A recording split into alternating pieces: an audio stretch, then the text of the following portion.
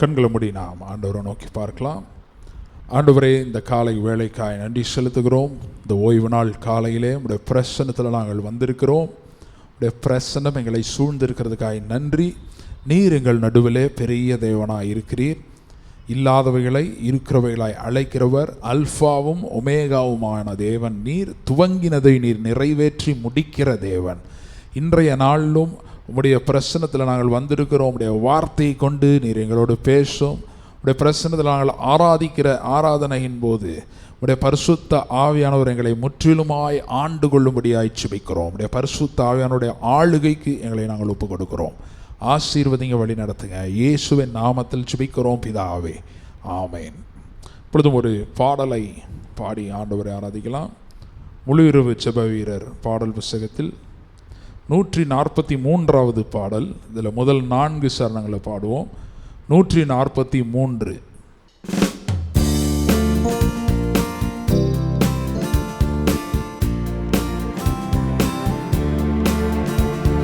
கிறிஸ்துவுக்குள் வாழும் எனக்கு எப்போதும் வெற்றி உண்டு. கிறிஸ்துவுக்குள் வாழும் எனக்கு எப்போதும் வெற்றி உண்டு. என்னென்ன துன்பம் வந்தாலும் நான் கலங்கிடவே மாட்டேன். என்னென்ன துன்பம் வந்தாலும் நான் கலங்கிடவே மாட்டேன். யார் என்ன சொன்னாலும், யார் என்ன சொன்னாலும் நான் சோர்ந்து போக மாட்டேன். நான் சோர்ந்து போக மாட்டேன். கிறிஸ்துவுக்குள் வாழும் எனக்கு எப்போதும் வெற்றி உண்டு. கிறிஸ்துவுக்குள் வாழும் நமக்கு எப்போதும் வெற்றி உண்டு. என் ராஜா முன்னே செல்கிறார், வெற்றி பவனி செல்கிறார். என் ராஜா முன்னே செல்கிறார், வெற்றி பவனி செல்கிறார். குருத்தோலை கையில் எடுத்து, குருத்தோலை கையில் எடுத்து நான் ஓசன்னா பாடிடுவேன். நான் ஓசன்னா பாடிடுவேன். கிறிஸ்துவுக்குள் வாழும் எனக்கு எப்போதும் வெற்றி உண்டு. கிறிஸ்துவுக்குள் வாழும் எனக்கு எப்போதும் வெற்றி உண்டு. சாத்தானின் அதிகாரம் எல்லாம் என் நேசர் பறித்து கொண்டார். சாத்தானின் அதிகாரம் எல்லாம் என் நேசர் பறித்து கொண்டார். சிலுவையில் அறைந்து விட்டார், சிலுவையில் அறைந்து விட்டார். இயேசு காலாலே மீதித்து விட்டார், இயேசு காலாலே மீதித்து விட்டார். கிறிஸ்துவுக்குள் வாழும் எனக்கு எப்போதும் வெற்றி உண்டு. கிறிஸ்துவுக்குள் வாழும் நமக்கு எப்போதும் வெற்றி உண்டு. பாவங்கள் போக்கிவிட்டார், சாபங்கள் நீக்கிவிட்டார். பாவங்கள் போக்கிவிட்டார், சாபங்கள் நீக்கிவிட்டார். இயேசுவின் தழும்புகளால், இயேசுவின் தழும்புகளால் நான் சுகமானேன், சுகமானேன். நான் சுகமானேன், சுகமானேன். கிறிஸ்துவுக்குள் வாழும் எனக்கு எப்போதும் வெற்றி உண்டு. கிறிஸ்துவுக்குள் வாழும் நமக்கு எப்போதும் வெற்றி உண்டு. ஹல்லேலூயா. ஒரு பாடலை பாடி நாம் ஆண்டவரை ஆராதிக்கலாம். இதே பாடல் புஸ்தகத்தில் 7வது பாடல், என் இயேசு ராஜாவுக்கு எந்நாளும் ஸ்தோத்திரம், என்னோடு வாழ்பவருக்கு எந்நாளும் ஸ்தோத்திரம்.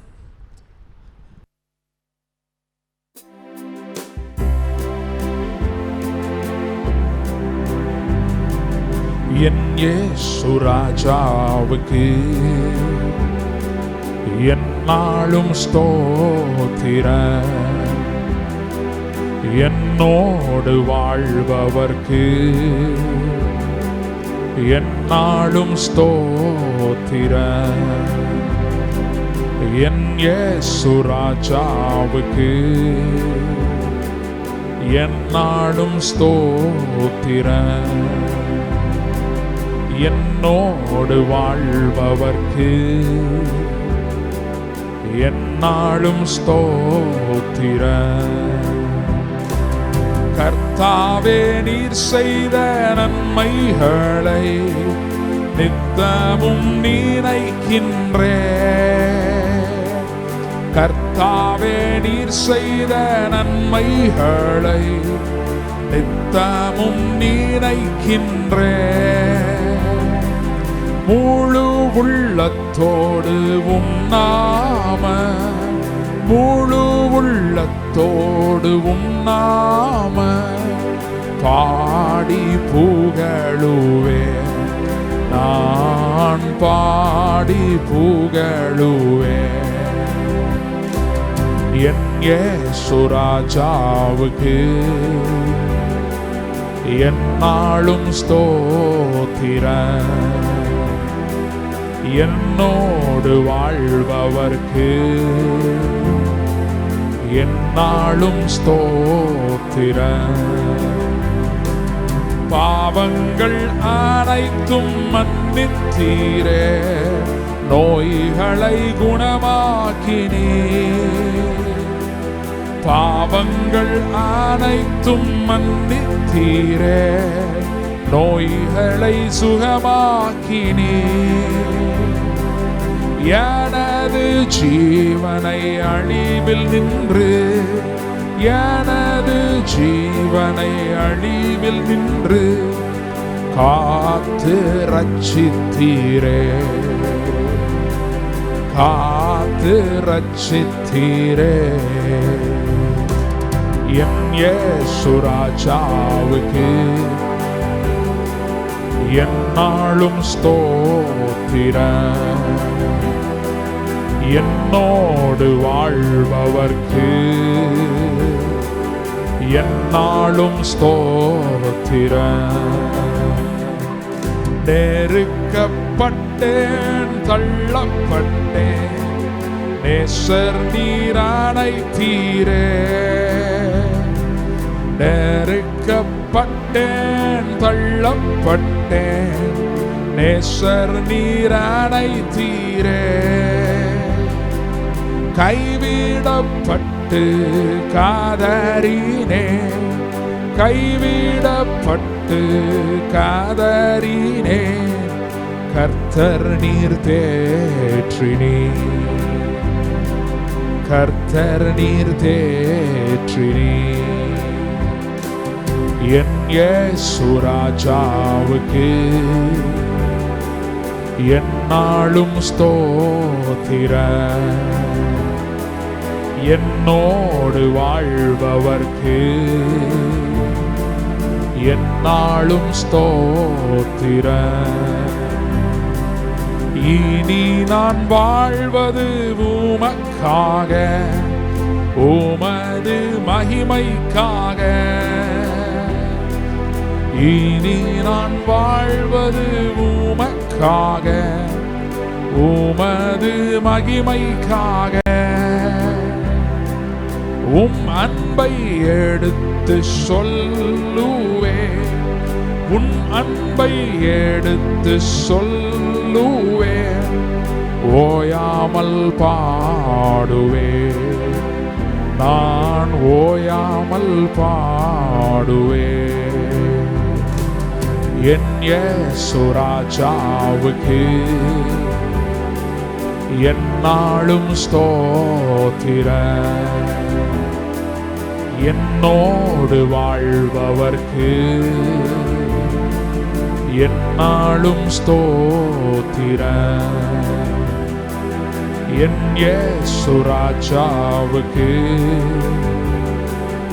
என்னாலும் ஸ்தோத்திரம். என்னோடு வாழ்பவர்க்கு என்னாலும் ஸ்தோத்திரம். ஹல்லேலூயா. நாம் எழும்பி நின்று ஆண்டவரை ஆராதிக்கலாம். Thank you Lord. Hallelujah. அவர் சொல்ல ஆகும், அவர் கட்டளையிட நிற்கும். Thank you Lord. Thank you Lord. Hallelujah.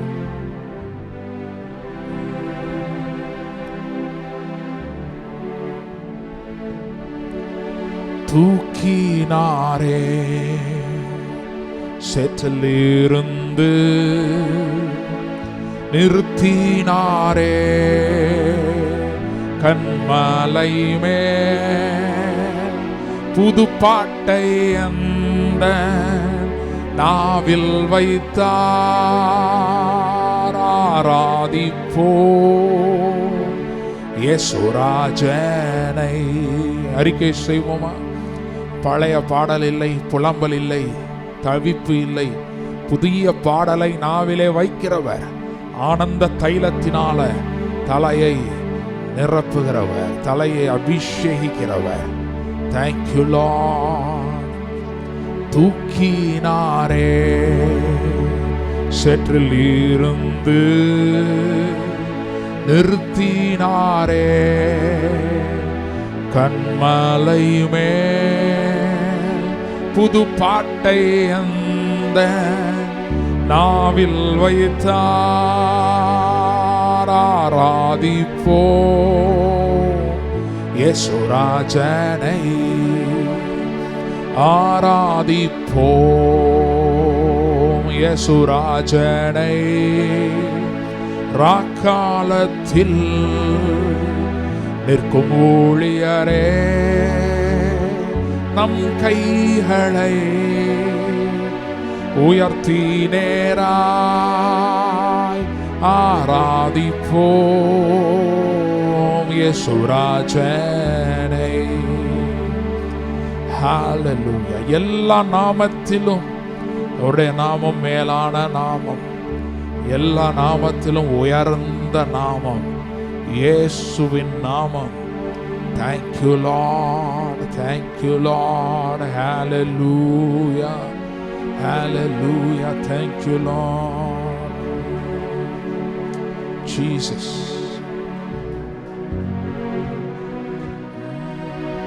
பெருவெள்ளம் மதிலை மோதி பெரும் காற்றும் அடிக்கையில், பெருவெள்ளம் மதிலை மோதி பெரும் காற்றும் அடிக்கையில், எங்கள் புகலிடமே எங்கள் தஞ்சமே பெரும் கன்மலையின் நிழலே.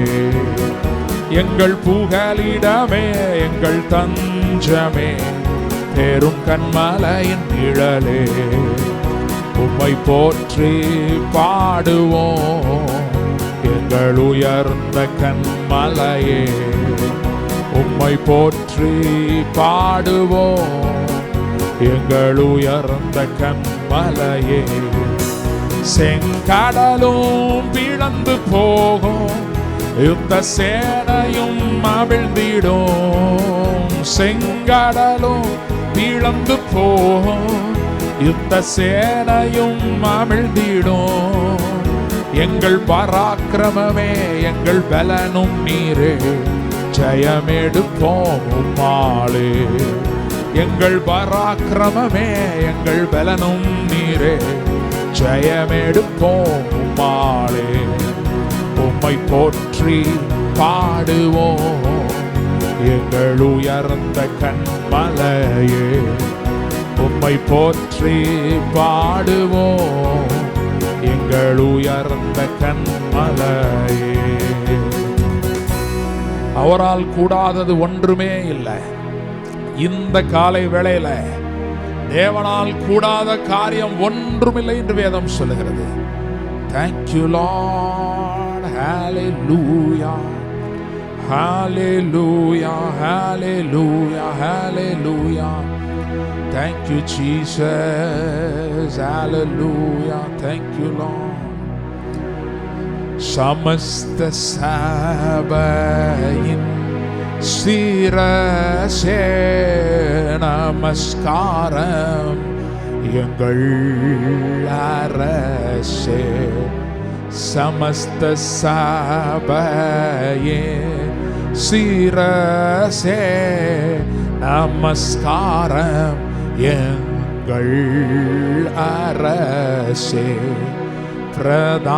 பிரதானயம் மூலை கல்லே கோடா கோடியாம் சரணம் சரண. பிரதானயம் மூலை கல்லே கோடா கோடியாம் சரணம் சரண. தொழுகிறோமெங்கள் பிதாவே பொழுதெல்லாம் ஆவி உண்மையுடனே. தொழுகிறோம் எங்கள் பிதாவே பொழுதெல்லாம் ஆவி உண்மையுடனே. பரிசுத்த அலங்காரத்துடனே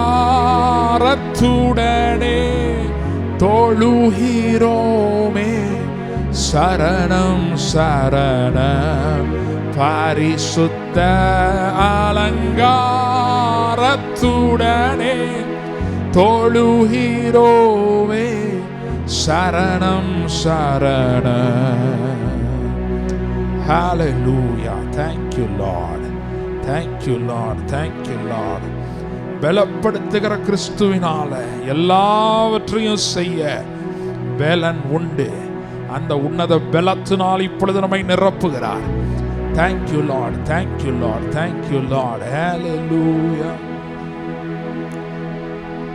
Thank you Jesus. படையே எனக்கெதிராய் பாளையம் இறங்கினாலும், படையே எனக்கெதிராய் பாளையம் இறங்கினாலும் என் நெஞ்சம் அஞ்சாது நம்பிக்கை இழக்காது. என் நெஞ்சம் அஞ்சாது நம்பிக்கை இழக்காது. என்னை பலப்படுத்தும் இயேசு கிறிஸ்துவால் எல்லாமே செய்து நான் முடித்திடுவேன்.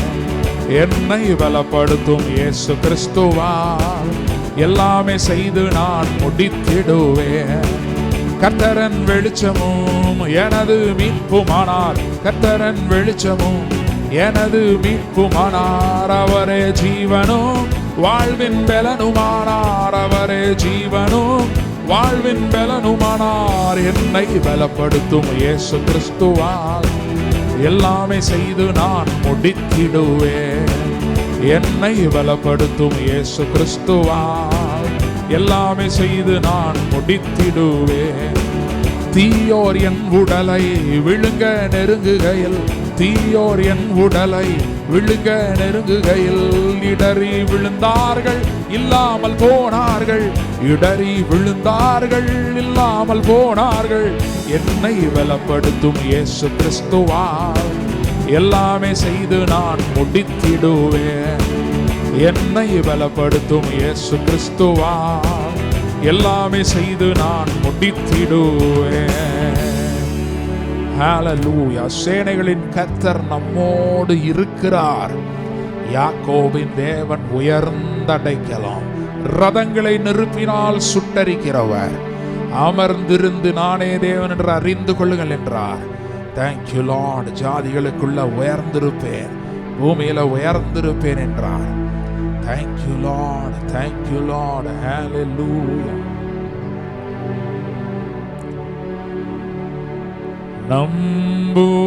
நம்புவேன் இயேசுவை, நம்புவேன் இயேசுவை, நம்புவேன் இயேசுவை நம்புவேன். இயேசுவை காக்கும் கரங்கள் உண்டனக்கு, காத்திடுவார் கிருபையாலே. காக்கும் கரங்கள் உண்டனக்கு, காத்திடுவார் கிருபையாலே. அல்லேலூயா பாடி பாடி அலைகளை நான் தாண்டிடுவேன். அல்லேலூயா பாடி பாடி அலைகளை நான் தாண்டிடுவேன். நம்புவேன் இயேசுவை நம்புவேன். இயேசுவை நம்புவேன். இயேசுவை நம்புவேன். இயேசுவை. ஓங்கிய புயம் பலத்த கரம் இன்றும் பெரிய காரியங்களை செய்கிறது. Hallelujah, hallelujah. Thank you, Lord. Thank you, Jesus. Hallelujah. கர்த்தருக்கு காத்திருக்கிறவர்களோ புது பலன் அடைந்து கழுகை போல் சட்டைகளை அடித்து உயர எழுப்புவார்கள் என்று வேதம் சொல்கிறது. பரிசுத்த ஆவியானவர் தன்னுடைய பலத்தினால் நம்மை நிரப்புகிறார். உயர எழுப்புகிறார், உயர எழுப்புகிறார். Thank you, Lord. Hallelujah. Jesus, Jesus. Hallelujah. Thank you, Lord. என் உயர்ந்த வாசஸ்தலமதுவே பூரண சீயோனே. என் உயர்ந்த வாசஸ்தலமதுவே பூரண சீயோனே. கண்மலையின் மேலே கழுகு போல் உன்னதத்தில் வாழ்வோம். இயேசு பக்தர்களே ஜெயம் பெற்று பிதாமுகம் காண்போம். என் உயர்ந்த வாசஸ்தலமதுவே பூரண சீயோனே.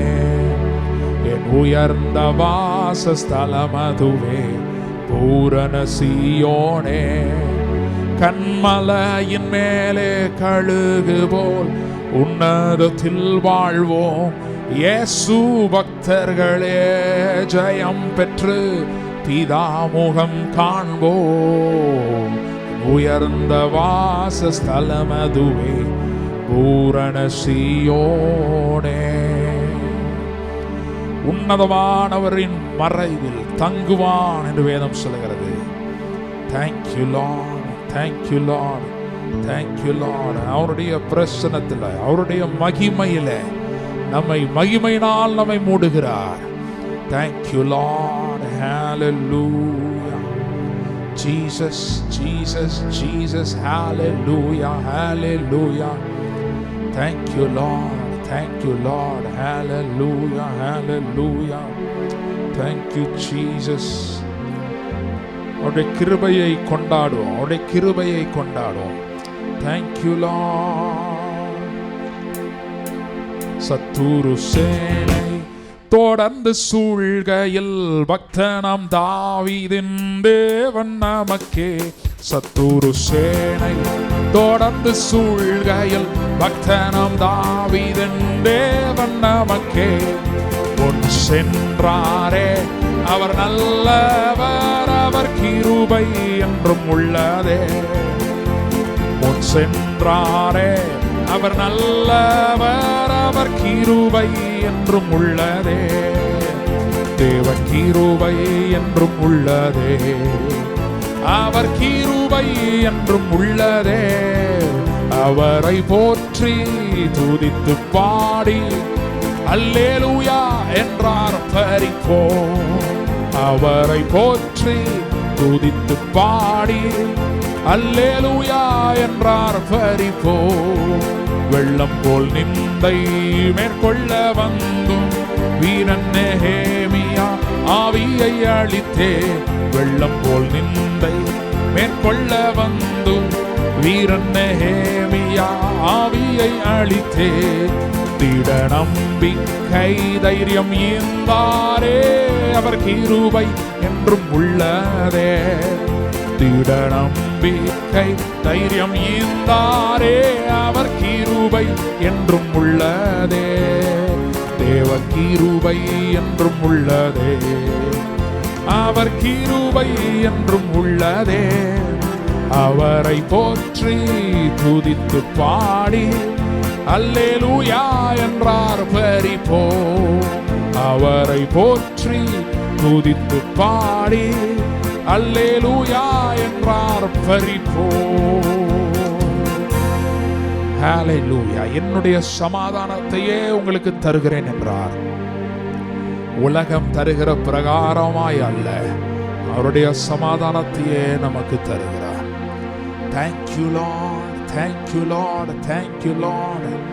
Hallelujah. நித்திய மகிழ்ச்சி அவர்கள் தலையின் மேல் இருக்கும் என்று வேதம் சொல்கிறது. சஞ்சலமும் தவிப்பும் ஒளிந்து போகும். ஆனந்த தைல அபிஷேகத்தினால நிரப்புகிறவர். பாத்திரம் நிரம்பி வழிகிறது என்று தாவீது சொல்லுகிறார். நிரம்பி வழிய செய்கிறவர். Thank you Lord, thank you Lord. Hallelujah. Thank you Jesus. Thank you Lord Jesus. நோருக்கும் ஊருக்கும்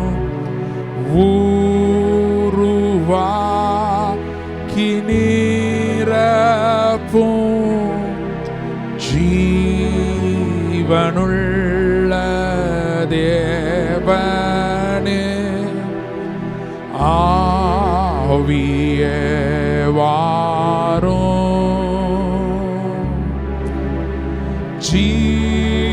ஜீவனுள்ள தேவனே ஆவியே வாரும்.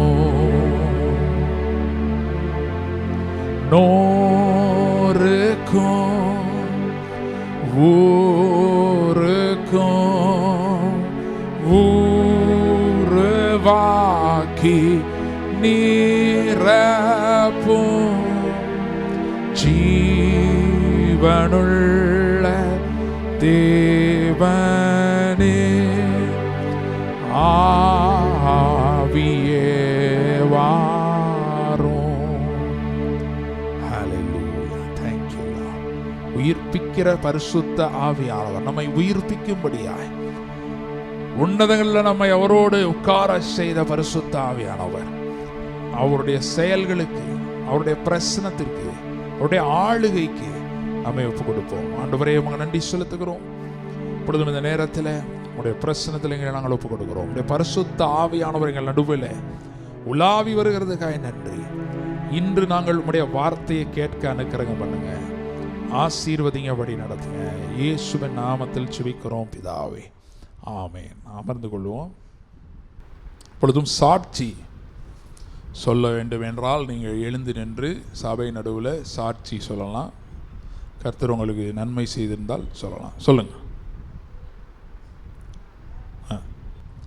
ஹல்லேலூயா. வீடு கிடைத்திருக்குது. இதுதான், அதான் சாட்சி சொன்னாங்க. அவங்க பக்கத்தில் ஒருத்தவங்க உட்காந்துருக்காங்க, அவங்களும் வீடு வேணும்னு சொல்லியிருக்காங்க. ஹல்லேலூயா. அவங்களுக்கும் பாருங்கள் சாட்சி, கர்த்தர் செய்ததை உங்களுக்கும் செய்வார். ஹல்லேலூயா. சரி, நான் தான் சொந்த வீடு, அவங்களுக்கு ஒரு சொந்த வீடு கொடுத்துருக்காரு ஆண்டவர். ஹல்லேலூயா. அதுபோக இவங்க ரெண்ட்டுக்கு இருக்காங்க. சரி, இன்னும் நிறைய வீடுகள் வரும். வீடு இல்லாதவர்களுக்கு வரும், வீடு இருக்கவர்களுக்கு இன்னும் வீடு வரும். ஹல்லேலூயா. ஹல்லேலூயா சொல்லுங்கள். ஆமாம். சரி, வேறு சாட்சி இல்லை? சரி, அப்புறம் நம்ம மற்ற பகுதிக்கு செல்லலாம். தேவனுக்கு என்று படைக்கிற நேரம் நம்முடைய கரத்தில் காணிக்கை எடுத்து வைத்துக் கொள்வோம். ஆண்டவரே உங்கள் நன்றி செலுத்துகிறோம். கொடுங்கள், அப்பொழுது உங்களுக்கு கொடுக்கப்படும் என்று நீங்கள் சொன்னீங்க.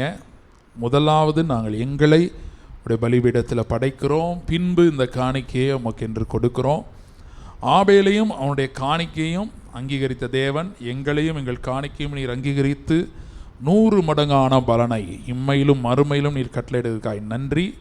கைகளின் பிரயாசத்தை நீ சாப்பிடுவாய், உனக்கு பாக்கியம் நன்மையும் உண்டாயிருக்கும் என்று சொல்லப்பட்டிருக்கிறது. அப்படியே நன்மைகள் உண்டாக செய்யுங்க, ஆசீர்வதிங்க, வழி நடத்துங்க. இயேசுவின் நாமத்தில் ஜெபிக்கிறோம் பிதாவே, ஆமேன் ஆமேன். இப்பொழுதும் ஒரு பாடல் பாடுற வேளையில் காணிக்கை படைக்கலாம்.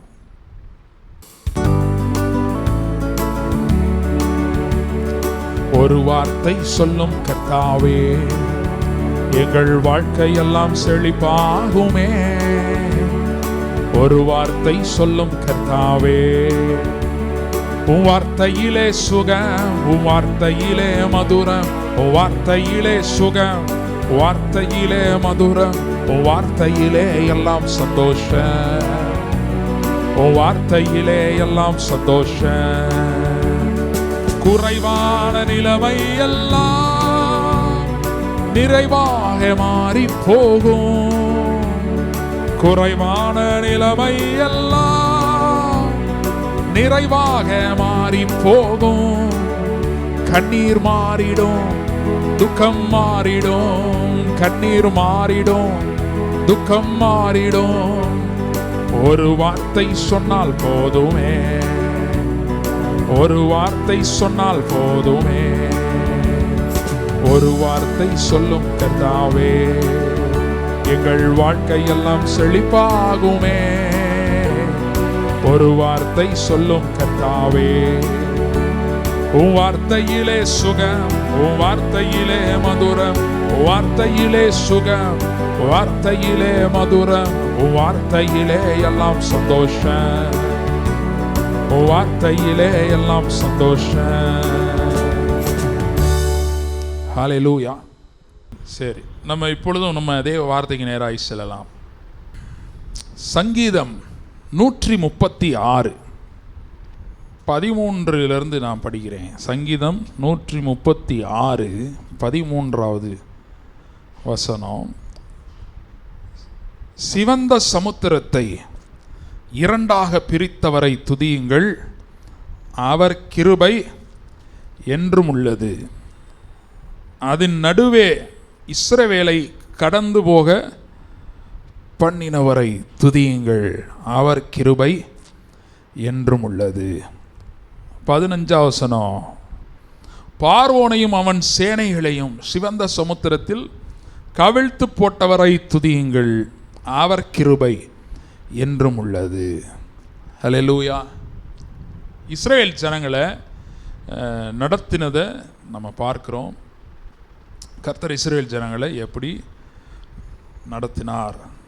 இந்த சங்கீதம் 136 முழுவதுமே கிருபை, கர்த்தர் நல்லவர், அவருடைய கிருபை என்றும் உள்ளது என்று சொல்லி கர்த்தருடைய கிருபையை கொண்டாடுகிற ஒரு சங்கீதமாக இருக்கிறது. ஹல்லேலூயா. நான் விசுவாசிக்கிறேன், நம்முடைய வாழ்க்கையில் இந்த வாரம் கர்த்தர் அப்படிப்பட்ட கிருபையை வெளிப்படுத்த போகிறார். ஹல்லேலூயா. இந்த கிருபை தான் வித்தியாசத்தை ஏற்படுத்துது. கிருபை இல்லைன்னா நமக்கும் மற்றவர்களுக்கும் வித்தியாசமே இல்லை. இந்த கிருபை தான் என்ன பண்ணுது, ஒரு வித்தியாசத்தை ஏற்படுத்துகிறது. இதில் குறிப்பாக இந்த பகுதியை நம்ம எடுத்துருக்கிறோம். இது என்னன்னு பார்த்தீங்கன்னா, இந்த செங்கடலை இதுவரைக்கும் யாரும் கடந்ததே இல்லை. யாராலையும் அந்த செங்கடலை கடக்கவே முடியாது. ஏன்னா அது கடக்க வேண்டிய அவசியம் இல்லை. அவர்களுக்கு சுற்றி போயிடுவாங்க, இல்லைன்னா இன்னொரு ஷார்ட்கட் ரூட் இருக்குது, அது வெளியே போயிடுவாங்க. ஆனால் கர்த்தர் பாருங்கள், இந்த இஸ்ரவேல் ஜனங்களை தனியாக ஒரு பாதையில் நடத்தினார். ஹல்லேலூயா. இவர்களுக்கென்று ஒரு பாதை, அந்த பாதை வேறு யாருமே செல்லலை. அப்படி தான் இங்கே நம்மளை தனியாக ஒரு பாதையில் என்ன பண்ண போகிறாரு, கர்த்தர் நடத்த போகிறார். ஹல்லேலூயா. வேதம் சொல்லுது, அவருடைய வழிகள் சுழல் காற்றில் இருக்கிறது. நிறைய நேரம் நமக்கு தெரிய மாட்டேங்குது. செங்கடல் முன்னாடி இருக்கு, இப்போ யோசிச்சு பாருங்கள். நம்மளாம் இப்படி இங்கே உட்காந்துருக்குறோம், செங்கடல் முன்னாடி நின்னா எப்படி இருந்திருக்கும். பின்னாடி இருந்து பார்வோனுடைய சேனை துரத்தி கொண்டு வருகிறது. முன்னாடி செங்கடல் இருக்கிறது, இதை கடந்து போனாதான் வழி, இல்லைன்னா வேற வழியே இல்லை. அப்படிப்பட்ட ஒரு சூழ்நிலையில் கர்த்தர் சொல்றாரு மோசையை நோக்கி, நீ என்னிடத்தில் முறையிடுகிறது என்ன? உன் கோலை ஓங்கி கடலை பிளந்து விடு. எப்படி இருக்கு?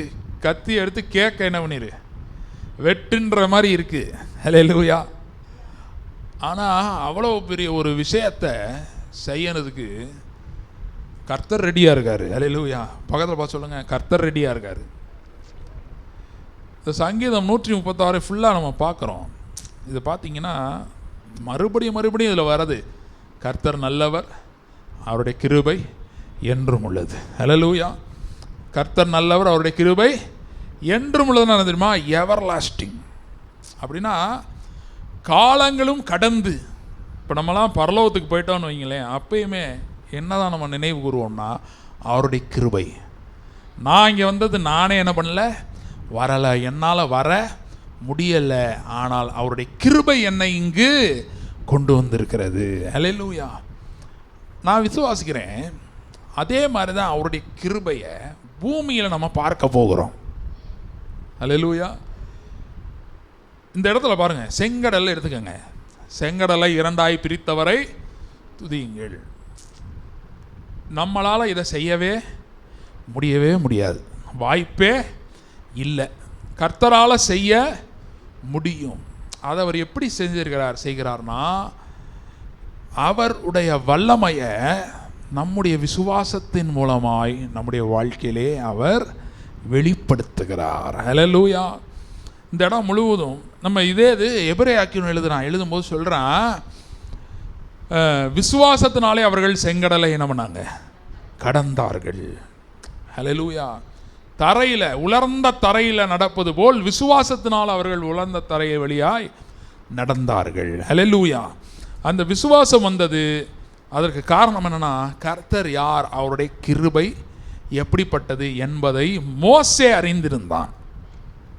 ஹல்லேலூயா. இஸ்ரவேல் ஜனங்களுக்கு தெரியல, ஆனால் யார் அறிஞ்சிருந்தா? மோசே. ஹல்லேலூயா. இந்த இடத்துல பாருங்க, இன்னொரு விஷயம்.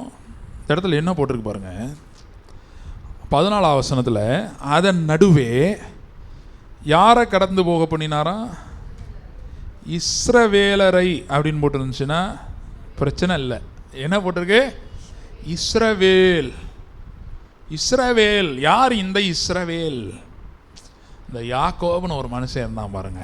ஹல்லேலூயா. இந்த யாக்கோபை நம்ம திருப்பி பார்க்கணும். ஏன்னா அவன் வாழ்க்கையில் தான் கிருபை வெளிப்பட்டது.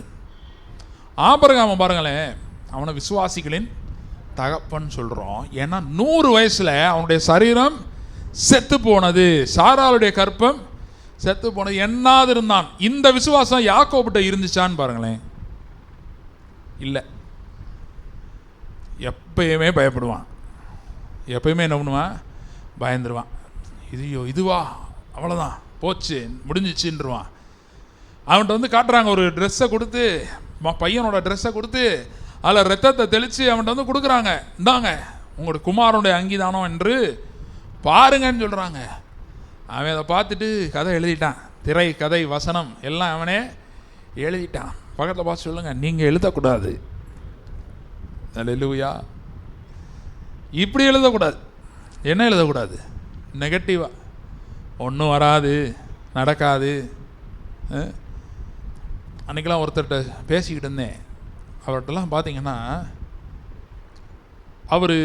அவர்கிட்ட விசுவாசன்றதே இல்லை.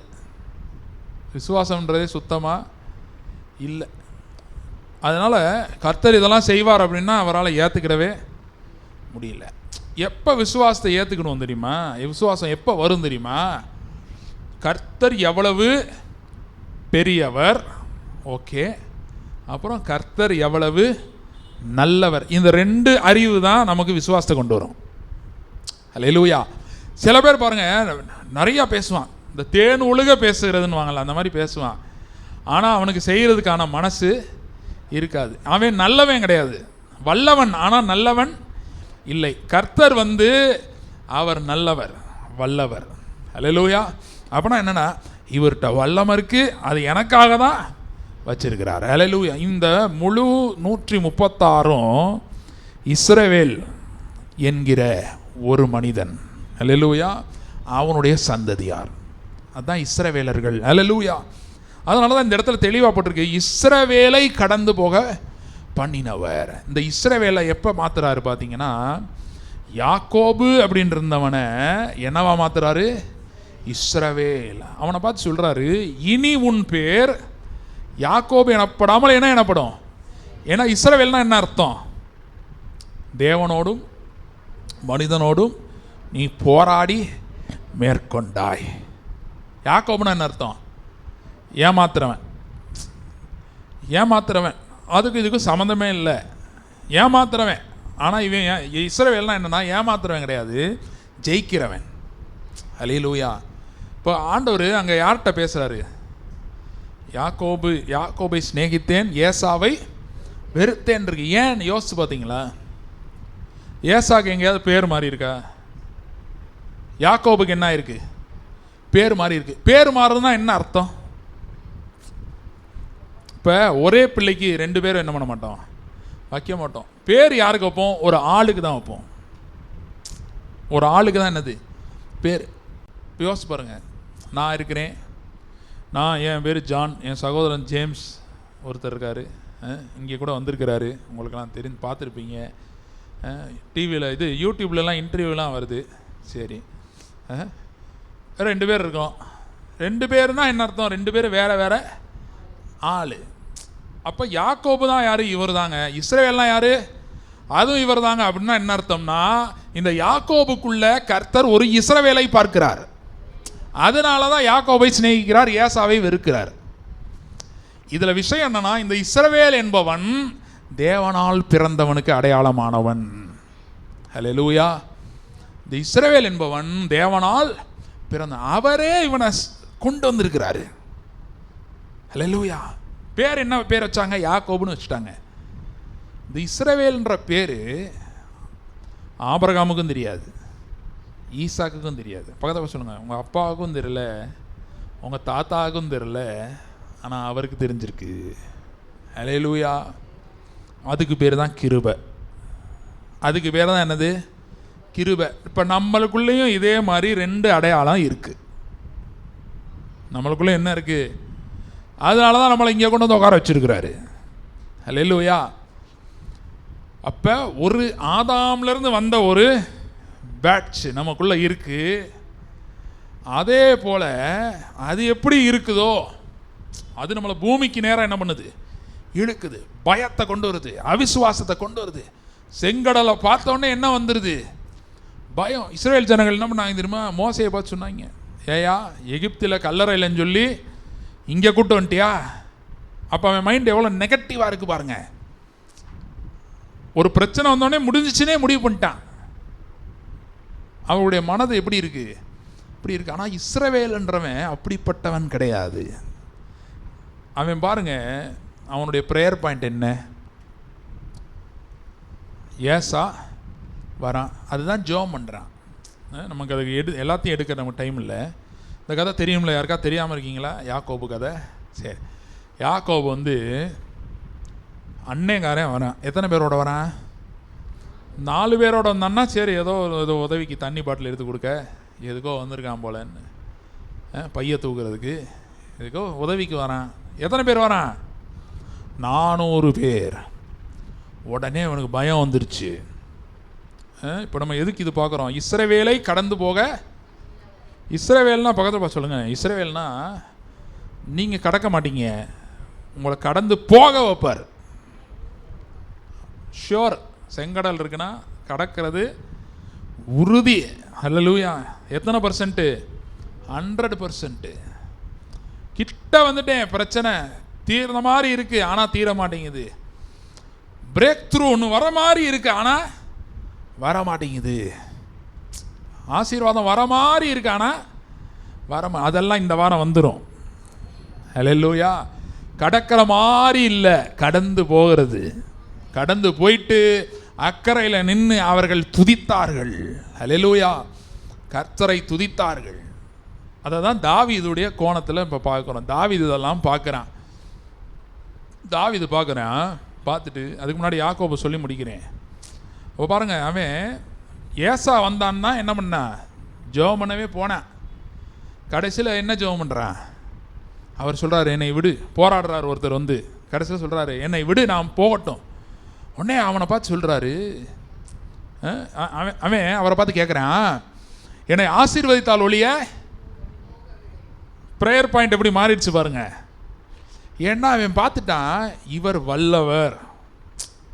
ஆக்சுவலாக அந்த சண்டையில் பார்த்தீங்கன்னா அடி வாங்கினது பூரா யாக்கோபு தான். அவர் ஒரு அடி கூட வாங்கலை. ஆனால் போராடி மேற்கொண்டாயேன்றாரு. அல்லேலூயா. கடைசியில் அவன் பார்க்குறான், இவர் வல்லவர், இவர் நல்லவர். அல்லேலூயா. உடனே சொல்கிறான், என்னை ஆசீர்வதித்தால் ஒழிய உம்மை. உடனே சொல்கிறாரு, உன் பேர் இனி யாக்கோபு எனப்படாமல் உன் பேர் என்ன எனப்படும்? அவன்கிட்ட சொல்கிறாரு, நான் இவ்வளோ நேரம் யாக்கோபுட்ட சண்டை போடல, இஸ்ரவேல்கிட்ட சண்டை போட்டுட்ருக்கேன். அல்லேலூயா. யாக்கோபுட்ட சண்டை போட்டு இஸ்ரவேலை வெளியே கொண்டு வரேன். என்ன பண்ணுறாரு? சில நேரம் அப்படி தான் பாருங்கள். நான் இன்னொரு பிரசங்கம் எடுத்து வச்சுருந்தேன், அதை இன்னொரு நாள் பேசுகிறேன். அது புதிய ஏற்பாட்டு பிரசங்கம். அதுலேருந்து ஆனால் ஒரு பாயிண்ட் இது கூட சிங்க் ஆகுது பாருங்கள். பேதுரு கடல் மேலே என்ன பண்ணுறான்? நடக்கிறதுக்கு முன்னாடி நடந்த இன்சிடெண்ட் பாருங்கள். புயல் அடிக்குது.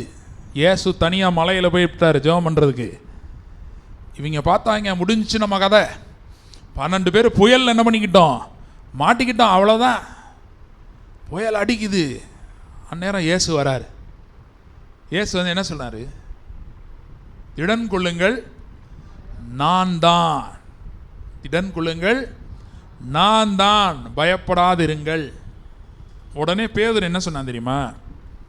நீரே ஆனால் நான் ஜலத்தின் மேல் நடந்து உம்மிடத்தில் வர கட்டளை. ஏன் அப்படி சொல்லணும்? பேதுரு என்ன சொல்லியிருக்கணும்? நீரே ஆனால் படகுல வந்து உட்காருங்க, இல்லைனா நீரே ஆனால் இன்னும் கொஞ்சம் எங்களுக்கு ப்ரூஃப் கொடுங்க அப்படின்னு சொல்லாமல் அவன் என்ன சொன்னான்? கடலின் மேல் நடந்து உம்மிடத்தில் வர கட்டளை இடும். ஏன் அப்படி சொன்னான் தெரியுமா? அவன் இயேசு சொல்ல வந்ததை அவன் புரிஞ்சுக்கிட்டான். என்னன்னா, எப்பேற்பட்ட புயலாக இருக்கட்டும், செங்கடலாக இருக்கட்டும், இட் கிவ்ஸ் யூ 2 மெசேஜஸ். ஒரு நெகட்டிவ் மெசேஜ் இருக்குது, அதில் ஒரு பாசிட்டிவ் இருக்குது. எதை நம்ம எடுக்கிறோம்? உங்கள் பிரச்சனை எதுவாக இருக்கட்டும், இன்றைக்கி யோசிச்சு பாருங்கள். அதிலிருந்து பட்சிக்கிறவனத்துலேருந்து என்ன வந்தது? எப்படி இது? பட்சிக்கிறவனத்துலேருந்து பட்சிக்கிற அக்கினி வந்ததுன்னா ஓகே. என்ன வந்துச்சு? பட்சணம். இயேசு பேதுருவை பார்த்து சொல்கிறாரு, இந்த பார்க்குறியே புயல் கடல் எல்லாம் பார்க்குறியே, இது எல்லாமே நான் தான், பயப்படாது. அப்படின்னா என்னது? இந்த புயல் வந்ததே யார் தான் கொண்டு வந்திருக்கா? அதனால தான் அவர் அதை அதட்டலை. புயல் அதட்டினாரா? இறையாதே அமைதாருன்னு சொன்னாரா? சில பிரச்சனை அப்படி தான் நம்ம வாழ்க்கையில் அவரே தான் என்ன பண்ணியிருக்கிறாரு? அலோவ் பண்ணியிருக்கிறாரு. கொண்டு வந்திருக்காருன்றத விட என்ன பண்ணியிருக்கிறாரு? அலோவ் பண்ணியிருக்காரு. எதுக்குன்னா, இந்த புயலில் தான் நீ நடக்க போகிற. அல்லேலூயா.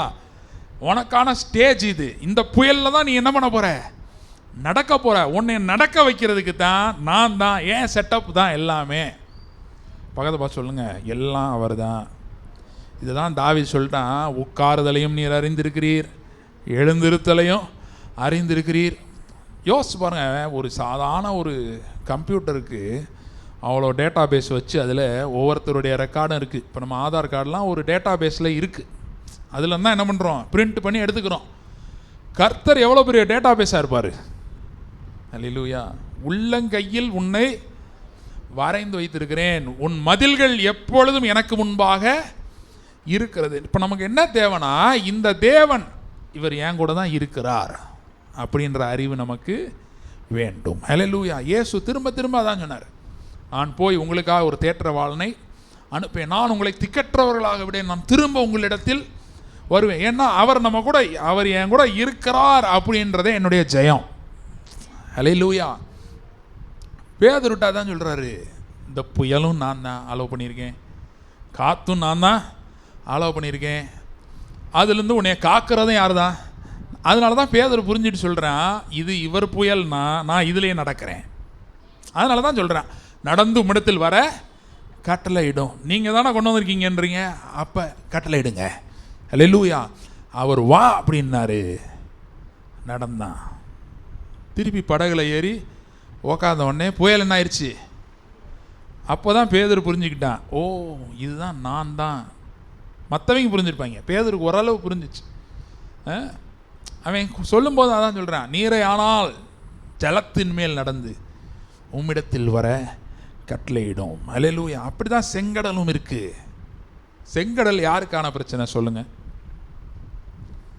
பார்க்குறப்ப எப்படி தெரியுது? இஸ்ரவேலுக்கான பிரச்சனை. ஓகே, இப்போ இந்த செங்கடல் மட்டும் இல்லைன்னா பார்வோன் சேனையை மூழ்கடிக்க முடியுமா? அப்போ அந்த பெர்ஸ்பெக்டிவ் நமக்கு வரமாட்டேங்குதே. ஏன்? ஒரு பிரச்சனை வந்தோடனே அதே தான் என்ன பண்ணுறோம், பார்க்குறோம், அதுதான் முடிவுன்னு நினச்சிடுறோம். அது மற்றவனுக்கு அப்படி தான், நமக்கு அப்படி கிடையாது. மரித்தேன் ஆனாலும் இதோ உயிரோடு இருக்காரா இல்லையா? இயேசு செத்தாரா இல்லையா? ஆமாம், செத்தா அவ்வளோதாங்க, முடிஞ்சிச்சு. ஆனால் அவர் உயிரோடு இருக்கிறார். அல்லேலூயா. விசுவாசத்துக்கு எல்லையே கிடையாது. Faith has no limits. செங்கடலாக இருந்துட்டு போகிறேன். இதில் ஒரே ஒரு விஷயம் நான் யோசிச்சேன், என்ன தெரியுமா?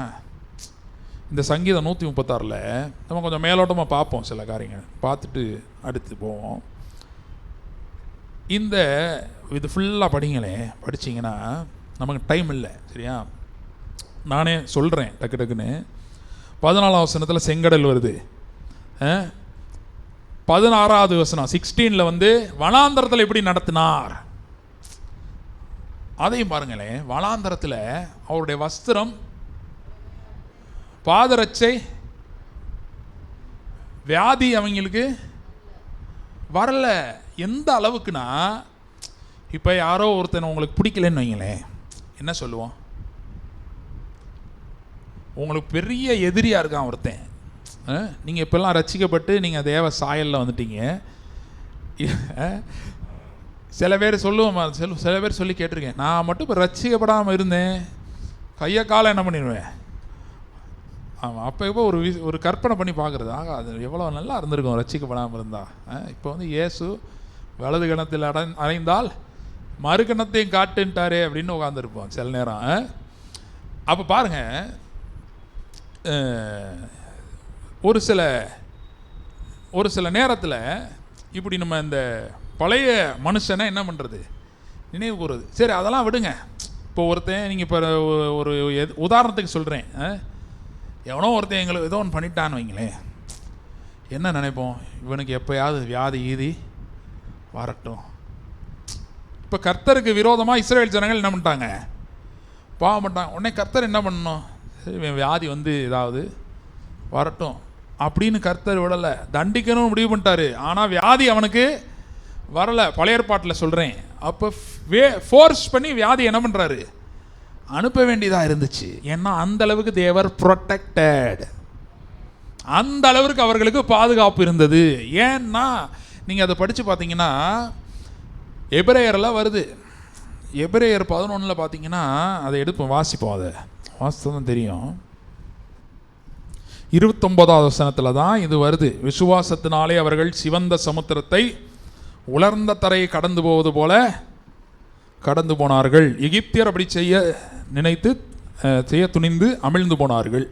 அதுக்கு முந்தின வசனம் பாருங்களேன், 28. விசுவாசத்தினாலே முதற் பேரானவைகளை சங்கரிக்கிறவன் இஸ்ரவேலை தொடராதபடிக்கு அவன் என்ன பண்ணானா?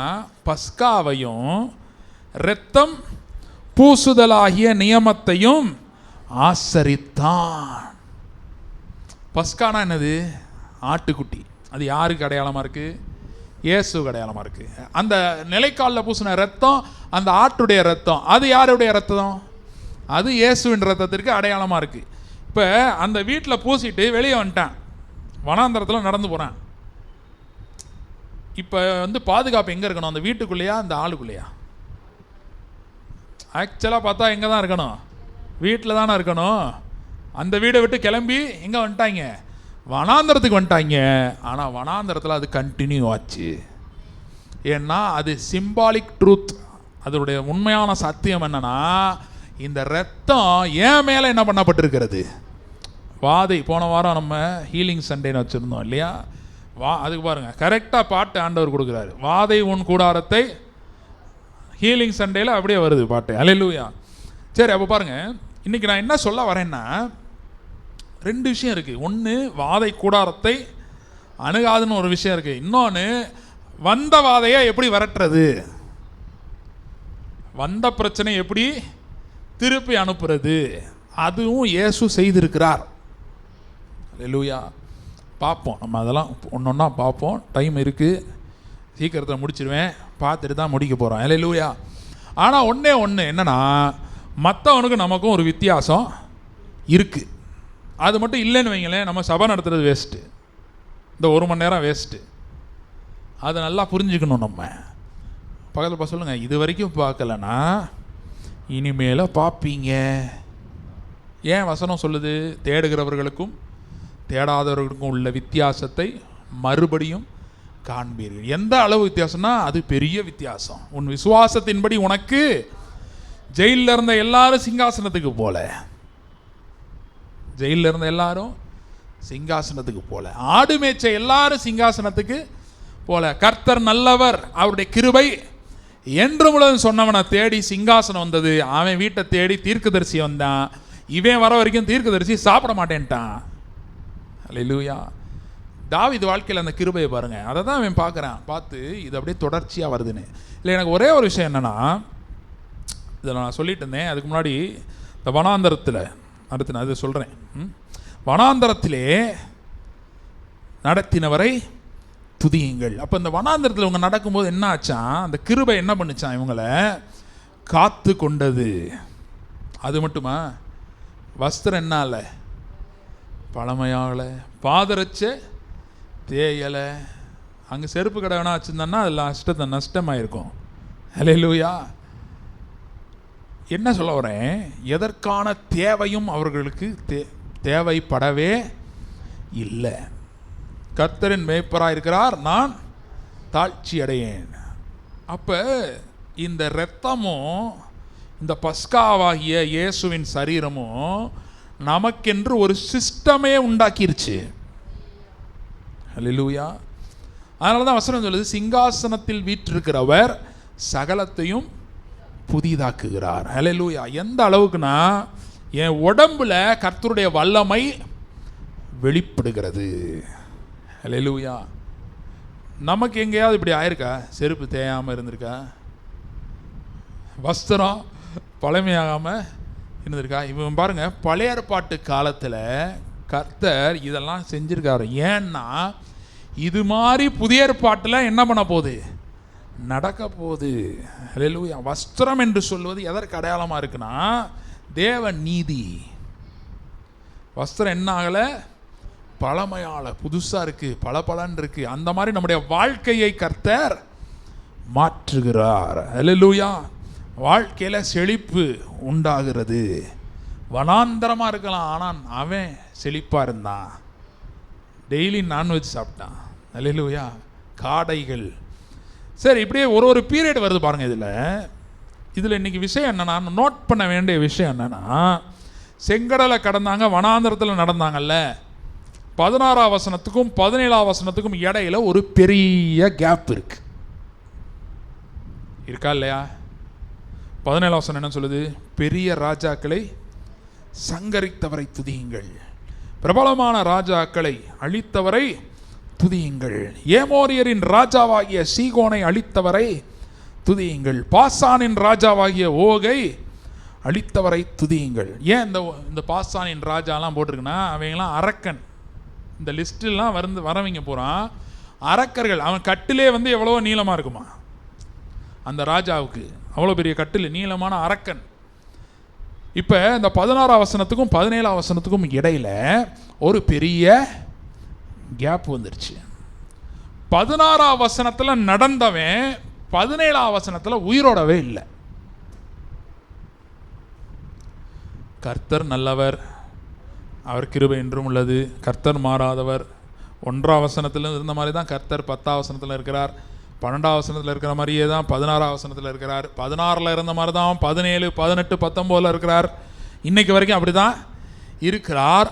ஆனால் மாறாமல் இருக்கிற அவருடைய தன்மையை இந்த ஜனங்களால் அனுபவிக்க முடியலை. கர்த்தர் சொல்லிட்டாரு, நீங்கள் யாரும் கானான் தேசத்திற்குள்ள போக முடியாது. ஆனால் எல்லாரும் அழிக்கப்பட்டாங்களா? அப்படியா? இல்லை. அழிக்கப்படாமல் இருந்தது யாரு? மோசே அவுட்டு. கூட்டு போன மோசே அவுட். ஆனால் 2 பேர் மட்டும் 16 இருந்தவன் 17க்கு வரான். ஹல்லேலூயா. அப்படியே வரான். எங்கே வரைக்கும் வந்துட்டான்? தேசத்தை சுதந்திர வீதத்தில் தான் முடியுது இது. அப்புறமேட்டு தாழ்வில் நம்மை நினைத்தவரை, சத்துருவின் கையிலேருந்து விடுவித்தவரை, எகிப்தில் ஆரம்பித்து எங்கே முடியுது? சுதந்திரம் வர வரைக்கும் 2 பேர் மட்டும் இருந்தான். அவன் எப்படி இருந்தான்? பக்கத்தில் பார்த்து சொல்லுங்க, நம்ம இந்த பேட்ச். ஹல்லேலூயா. நம்ம பின்வாங்கி போகிற பேட்ச் இல்லை. செங்கடலா இருக்கா, சரி வேணாம் போயிடுவோம், அந்த பேட்ச் இல்லை. பாசானின் ராஜாவாகிய ஓக் பெரிய ஆளா இருக்கான்.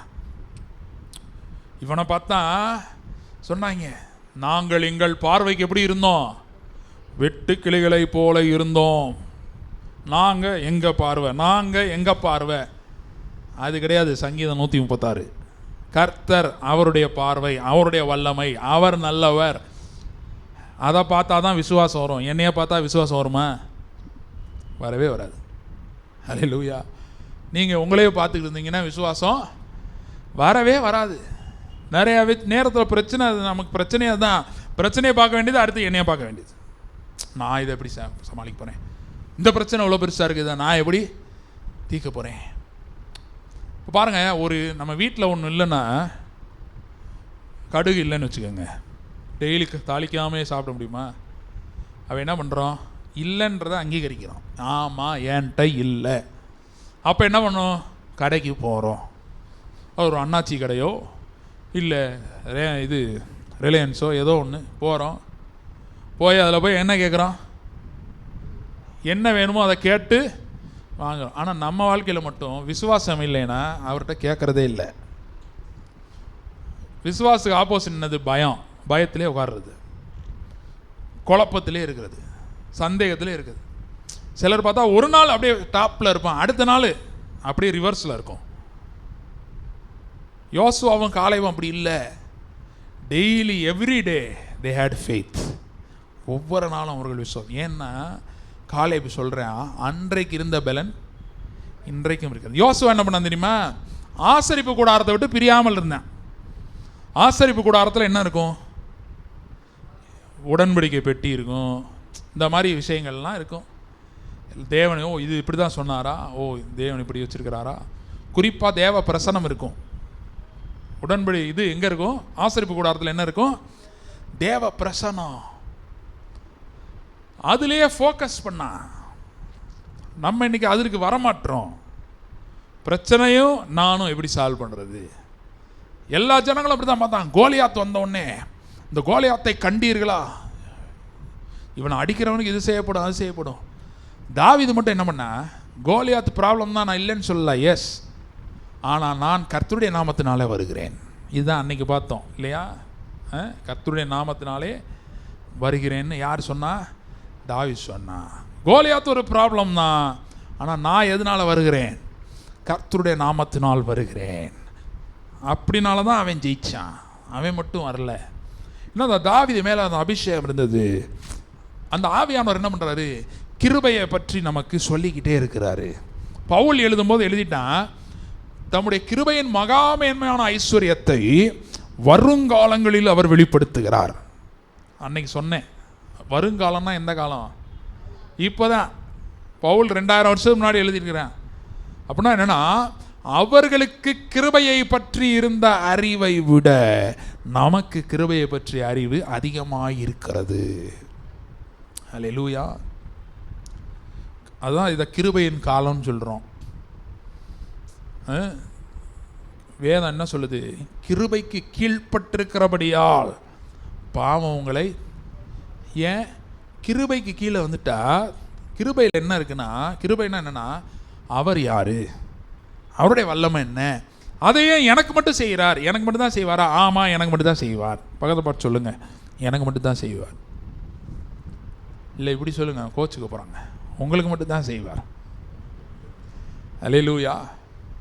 யாருக்கு மட்டும் தான் செய்வார்? இங்கே பார்த்தீங்களா, இஸ்ரவேலுக்கு செய்கிறார், அவ்வளோதான். இஸ்ரவேலை கடந்து போக பண்ணினார். பக்கத்து வீட்டுக்காரர், எத்த வீட்டுக்காரர், அவரும் ஆண்டவருக்குள்ளே வந்தார்னா அவருக்காகவும் செய்வார். இல்லைன்னா எனக்கு மட்டும்தான் செய்வார், அவ்வளோதான். மற்றவனோட கம்பேர் பண்ணக்கூடாது. கொரோனாவா, ஐயோ இதுவா, அப்படியா. யோசேப்பு பக்கத்தில் இருந்தவங்க கூட இருந்துட்டு, என்னப்பா ஜெயிலா, என்னப்பா இப்படி இருக்குது, நம்மளாம் என்னப்பா இப்படி கஷ்டப்படுறோம் அப்படின்னா இருந்தேன். பவுலும் சீலாவும் பக்கத்தில் ஜெயிலில் இருக்கவங்க பார்த்து, என்னங்க இப்படி ஆயிடுச்சு, நாங்கள் அங்கே பெட்டிஷன் கொடுப்போம் அப்படின்னு நான் சொன்னேன். நான் சொன்னேன், துதித்து பாடினார்கள். துதித்து பாடினோடனே இடமே என்னாச்சு, அசைஞ்சு. இவங்க எக்ஸ்பீரியன்ஸ் அவர்களுடைய எக்ஸ்பீரியன்ஸாக மாறிடுச்சு. இவன் எப்படி கட்டு இல்லாமல் இருக்கிறானோ அதே மாதிரி அவனும் இருந்தவன் ஃபுல்லாக கட்டு இல்லாமல் ஆயிட்டான். அல்லேலூயா. நான் சொல்கிறேன், நீங்கள் ஆண்டவர்கிட்ட வந்தீங்கன்னா உங்கள் மூலமாக அநேகருக்கு இதே அனுபவத்திற்கு நேராய் வருவார்கள். உங்கள் மேலே இருக்கிற கிருபை அவ்வளவு பெருசு, அது இன்னைக்கு தெரியணும் நமக்கு. என் மேலே இருக்கிற கிருபை எப்படிப்பட்ட கிருபை, எந்த அளவுக்கு. யாக்கோபு பயந்துக்கிட்டு இருக்கான், ஏசா வரான், என்ன பண்ண போகிறான். கர்த்தர் சொல்கிறாரு, நீ இனிமேட்டு யார்? இஸ்ரவேல். தேவனோடும் மனுஷனோடும் போராடி மேற்கொண்டாயின்னு உடனே அவனுக்குள்ளே தைரியம் வந்துருச்சு. அல்லேலூயா. அவனுக்குள்ளே விசுவாசம் வந்துருச்சு, தைரியம் வந்துருச்சு. அவன் போனான், ஏசாவை சந்திச்சான். அல்லேலூயா. பயந்து ஓடினவன் இப்போ போய் ஏசாவை சந்திச்சான். சரி, அப்போ பாருங்கள், இந்த பேட்ச் சேஞ்ச் ஆயிடுச்சு. ஆனால் அதில் 2 பேர் மட்டும் பாஸ் த்ரூ. அல்லேலூயா. அந்த மாதிரி தான் இன்னைக்கு கர்த்தர் நம்மை தெரிந்தெடுத்திருக்கிறார். அல்லேலூயா. இவங்க எப்படி பாஸ் ஆனாங்க? அதுக்கு முன்னாடி இவர்கள் எப்படி நடந்தார்கள் அதை நம்ம பார்ப்போம். அதில் 1 கொரிந்தியர் 10 முதல் வசனத்துலேருந்து பார்த்தீங்கன்னா, முதல் வசனம் போட்டு, இப்படி இருக்க சகோதரரே, நீங்கள் எவைகளை அறிய வேண்டும் என்று இருக்கிறேன் என்றால், நம்முடைய பிதாக்கள் எல்லாரும் மேகத்துக்கு கீழாயிருந்தார்கள், எல்லாரும் சமுத்திரத்தின் வழியாய் நடந்து வந்தார்கள், எல்லாரும் மோசேக்குள்ளாக மேகத்தினாலும் சமுத்திரத்தினாலும் ஞானஸ்நானம் பண்ணப்பட்டார்கள், எல்லாரும் ஒரே ஞான போஜனத்தை புசித்தார்கள், எல்லாரும் ஒரே ஞான பானத்தை குடித்தார்கள். எப்படி எனில், அவர்களோடு சென்ற ஞான கன்மலை தண்ணீரை குடித்தார்கள், அந்த கன்மலை கிறிஸ்துவே. அடுத்து சொல்றாரு, அடுத்து வரதெல்லாம் படிச்சு பார்த்தீங்கன்னா, அப்படி இருந்தும் ஏன் அவங்கெல்லாம் போலன்றாரு, அவர்களில் அதிகமான பேர்களிடத்தில் தேவன் பிரியமாய் இருந்ததில்லை சொல்லிட்டு அவங்களுடைய ஆக்ஷன்லாம் சொல்றாரு. அந்த மாதிரி நம்மளும் இதெல்லாம் செய்யக்கூடாது, அதெல்லாம் செய்யக்கூடாது, இச்சிக்கக்கூடாது, விக்கிரக ஆராதனைலாம் நிறையா சொல்கிறார். நிறையா சொல்லிட்டு ஃபுல்லாக அதெல்லாம் சொல்கிறார். இப்போ இங்கே விஷயம் என்னென்னா, இவர்கள் இப்படி தான் எல்லாருமே போனாங்க. ஆனால் 2 பேர் மட்டும் எங்கே வந்துட்டாங்க? பாலும் தேனும் ஓடுகிற தேசத்தை சுதந்திரித்தார்கள். அப்படின்னா என்னன்னா, அந்த 2 பேருக்கு மட்டும் இந்த வெளிப்பாடு இருந்தது. அதுதான் வித்தியாசம். இந்த 2 பேர் இந்த செயல்கள்லாம் செஞ்சாங்களா? செய்யலை. இதில் பின்னாடி சொல்லியிருக்கல அவங்க என்னென்ன பண்ணாங்கன்னு பவுல் எழுதுறாரு, விளக்கமாக எழுதுறாரு. இதனால தான் அவங்களாம் போகலன்னு அவங்களுடைய செயல்களை எழுதுறாரு. இப்போ இந்த 2 பேர் மட்டும் பாலும் தேனும் ஓடுற தேசத்துக்கு என்ன பண்ணாங்க? யோசுவாவும் காலேபும் போனாங்க. அப்படின்னா அவர்கள் இந்த செயலையெல்லாம் செய்யலை. இப்போ என் கேள்வி என்னன்னா, ஏன் அவங்க இந்த செயலெல்லாம் செய்யலை? ஏன் அவங்க இந்த செயலெல்லாம் செய்யலைன்னா, அவர்களுக்குள்ள சுதந்திரிக்க வேண்டும் என்கிற தரிசனமும் விசுவாசமும் இருந்தது. ஹல்லேலூயா. சுதந்திரிக்க வேண்டும் என்கிற தரிசனமும் விசுவாசம் இருந்தது. இப்ப அடுத்த கேள்வி, அந்த விசுவாசம் அவர்களுக்குள்ள எப்படி வந்தது? ஏன்னா காலேபை குறித்து வேதம் சொல்லுது, காலேபுக்குள்ள விசேஷ ஆவி இருந்தது. போட்டிருக்கா? விசேஷ ஆவி இருந்தது. யோசுவா பற்றி நான் ஏற்கனவே சொல்லியிருக்கிறேன். ஓசையான்றதான் அவன் பேர். ஓசையானா என்ன அர்த்தம்? யாராவது காப்பாற்றுங்க. ஓசையானா என்ன அர்த்தம்? காப்பாற்றுங்க, சேவ் மீ. அந்த ஓசையான்றத யெகோஷுவான்னு மாத்துறான். யாரு? மோசையை மாத்துறான்.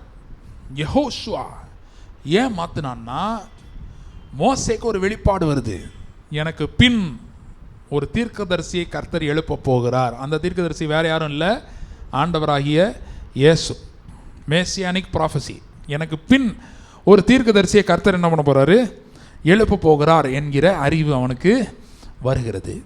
வந்த உடனே அவன் பார்க்குறான், அதே பேரை இவனுக்கு என்ன பண்ணிடுவோம், வச்சிருவோன்னு சொல்லிட்டு இந்த ஓசையான்றவனை என்னவா மாத்துறான்? யோசுவா, யெகோஷுவா அப்படின்னு மாத்துறான். யெகோஷுவாவும் யெசுவா, யெசுவானா இயேசுக்கு உரிய பேர், எபிரேய பேர். ரெண்டும் ஒரே மீனிங். ரெண்டுக்கு அர்த்தம் என்ன தெரியுமா? ரட்சிக்கிறவர். அப்போ காப்பாத்துங்க அப்படின்றவனை என்ன பேரா மாத்தினாரு? காப்பாற்றுகிறவர், காப்பாற்றுகிறவன் அப்படின்னு மாத்தினாரு. ஆண்டவர் மாத்தினாரு மோசே மூலமா. அல்லேலூயா. அந்த யோசுவா அவன் தான் ஆசரிப்பு கூடாரத்தை விட்டு பிரியாமல் இருந்தவன். அவன் இயேசுவுக்கு அடையாளமாக இருக்கிறான். அதனால் நம்ம மோசைக்குள்ள ஞானஸ்தானம் எடுத்துருக்கிறோமா, இயேசுக்குள்ள ஞானஸ்தானம் எடுத்துருக்கோமா? அதுதான் டிஃபரன்ஸ். இந்த ரெண்டு பேரும் மோசைக்குள்ள ஞானஸ்தானம் எடுத்திருந்தாலும் இவர்களுக்கு அதனுடைய சத்தியம் புரிந்தது. இன்னைக்கு அதுதான் விஷயம். சத்தியத்தை அறிஞ்சிருக்கிறோமா? அல்லேலூயா. கம்யூனியன் எடுக்கிறோம், அது எப்போ எஃபெக்ட் ஆகுறது? அது என்னன்றத தெரிஞ்சுக்கிறோம். ஞான கண்மலை ஆகிய கிறிஸ்து, ஞான போஜனம். பஸ்காவை சாப்பிட்டார்கள், அந்த தண்ணீரை குடித்தார்கள். அந்த பாறையிலிருந்து தண்ணீர், கண்மலையின் தண்ணீர், ஞான கண்மலை. அந்த கண்மலை கிறிஸ்துவே. அல்லேலூயா. இப்போ இதுலேருந்து நம்ம எங்கே போகிறோம்? இப்போ போகிறோம் அப்படின்னா ஏதேன் தோட்டத்துக்கு போகிறோம். அல்லேலூயா. எதுக்கு அங்கே போகிறோம் அப்படின்றா நான் சொல்கிறேன் உங்களுக்கு. இப்போ மற்றவங்களுக்குள்ள எல்லாம் அவிசுவாசம் வந்துருச்சு. இந்த ரெண்டு பேருக்குள்ளே மட்டும் என்ன இருந்துச்சு? விசுவாசம் இருந்தது. விசுவாசம் இருந்ததுனால அவங்க எப்படி நடக்கும், எப்போ நடக்கும்னு அவங்களுக்கு தெரியல. அவங்களால இவங்களுக்கு டிலே ஆகுது. அந்த மற்ற குரூப்பால் இவங்களுக்கு ரெண்டு பேருக்கு டிலே ஆகுது. ஆனாலும் இவர்களுக்குள்ள என்ன இருந்தது? விசுவாசம் இருந்தது. அல்லேலூயா. இப்போ நான் இங்கே தான் ஒரு விஷயத்தை சொல்கிறேன், இங்கே ஒரு விஷயத்தை சொல்ல வரேன். விசுவாசம் இல்லாமல் போனதுக்கு காரணம் என்ன மற்றவங்களுக்குள்ளலாம் அப்படின்னா, அந்த வேவு பார்க்குற சீனுக்கே வாங்க, போய் வேவு பார்த்துட்டு வரேன். வேவு பார்த்துட்டு வந்தோடனே 10 பேர் என்ன சொன்ன? முடியாது. 2 பேர் மட்டும் என்ன சொன்ன? போகலாம். அந்த 10 பேர் ஏன் முடியாதுன்னா, அவன் நம்ம தான் போய் இதை என்ன பண்ண போகிறோம், அடிக்க போகிறோம் அப்படின்றத அவன் வச்சுருந்தான் மைண்டில். இந்த 2 பேர் என்ன சொன்னாங்க? கர்த்தர் நமக்காக யுத்தம் பண்ணுவாருந்தாங்க. ஏன் இவங்க சொன்னாங்க, அவங்க ஏன் சொல்லலை? பேதுரு கதை தான். பேதுரு மட்டும் நடந்தால் மற்றவங்கலாம் என்ன பண்ணல, நடக்கலை. ஏன் இவங்க மட்டும் சொன்னாங்க அப்படின்னா, இவர்கள் இந்த யோசுவாவும் காலேபும் தேவனை நெருக்கமாய் வைத்திருந்தவர்கள். அவங்க எல்லாம் டிஸ்டன்ஸில் வச்சுருக்குறாங்க. அல்லேலூயா. இன்னைக்கு பிரச்சனை நம்ம நெருக்கி இருக்கலாம், ஆனால் தேவனை எங்கே வச்சிருக்கிறோம்? Are we in the presence of God? தேவ சமூகத்தில் இருக்கிறோமா? எவ்வளோ நேரம் தேவ சமூகத்தில் இருக்கிறோமா அப்படின்றது ரொம்ப முக்கியம். ஏன்னா அதுதான் நம்முடைய வார்த்தைகளை தீர்மானிக்கிறது, நம்முடைய எண்ணங்களை தீர்மானிக்கிறது. அல்லேலூயா. டிலேஸை மாற்றுறதுக்கு அதுதான் தேவ பிரசன்னம். தாவீது தான் சொல்கிறான், 1000 நாட்களை பார்க்கிலும் உடைய பிரகாரங்களில் ஒரு நாள் மேலானது. இந்த ஒரு நாள்ன்றது ஞாயிற்றுக்கிழமை சபையும் சொல்லலாம். அதே போல் ஒவ்வொரு நாளும் அவருடைய பிரசன்னத்தில் நம்ம இருக்க வேண்டும், அதுவும் முக்கியம். அல்லேலூயா. சரி, அப்போ பாருங்கள், அந்த க்ளோஸ்னஸ் இவர்களால். நான் இப்போ கேட்குறேன், அந்த மற்ற ஜனங்களும் அவங்களும் மேகத்துக்கு கீழே தானே வந்தாங்க. அவங்களுக்கு மட்டும் ஏன் தேவன் நம்மோடு கூட இருக்கிறார்ன்ற அறிவு அவர்களுக்கு மட்டும் ஏன் இல்லை? இந்த 2 பேருக்கு மட்டும் இருந்துச்சு, அவர்களுக்கு ஏன் இல்லை அப்படின்னா, மற்றவர்களுக்கு இதை குறித்த வெளிப்பாடு இல்லை, இவர்களுக்கு இதை குறித்த வெளிப்பாடு இருக்கிறது. ஃபுல்லாக ரெவலேஷன் இல்லைனாலும் இவங்களுக்கு கொஞ்சம் வெளிப்பாடு இதை வச்சு இருக்குது. அல்லேலூயா. அதனால் பாருங்கள், அவர்களுக்குள்ள விசுவாசமே வரலை. இந்த 2 பேருக்குள்ளே மட்டும் என்ன வந்துருச்சு? விசுவாசம் வந்துச்சு. அந்த மற்ற 10 பேருக்குள்ளே என்ன வரல? விசுவாசமே வரல. அதனால 16ஆம் வசனத்தில் வந்தவன் 17ஆம் வசனத்துக்குள்ளே அவனால் என்ன பண்ண முடியல? போக முடியல. இப்போ நம்ம கேஸுக்கு வருவோம். அதில் இன்னொரு விஷயத்தை நான் சொல்கிறேன். ஒரு முக்கியமான விஷயம், விசுவாசத்தை தடுக்கிற ஒரு முக்கியமான விஷயம் என்னன்னா மனசாட்சி. ஒரு விஷயம் என்னது? மனசாட்சி. இந்த மனசாட்சி என்ன பண்ணுதுன்னா, எனக்கு கர்த்தர் உதவி செய்வாரா, எனக்கெல்லாம் அற்புதம் செய்வாரா? இப்போ அந்த மனசாட்சி தான் நம்மளை டிஸ்டன்ஸ் பண்ணுது, தேவன்கிட்டருந்து நம்மளை டிஸ்டன்ஸ் பண்ணுது. இந்த பிரிவு எங்கேருந்து வந்துச்சு? இதுக்கு தான் நான் ஏதேன் தோட்டத்துக்கு போகணுன்னே. அல்லேலூயா. இப்போ எங்கே போனாலும் நம்ம ஏதேனுக்கு போயிடுவோம். ஏதேன் தோட்டத்தில் அவன் சொல்கிறான், நான் நிர்வாணியாக இருக்கிறனால பயந்து ஒளிந்து. அவன் டிஸ்டன்ஸ் பண்ணிக்கிட்டான். கர்த்தர் அவனை தள்ளி போன்னு சொல்லலை. அவன் என்ன பண்ணிட்டான்? டிஸ்டன்ஸ் பண்ணிக்கிட்டான். எனக்கு அவ்வளோதான் அப்படின்றதுக்கு போயிட்டான். நான் இனி அவ்வளவுதான் அந்த ஸ்டேட்டுக்கு அவன் என்ன பண்ணிட்டான்?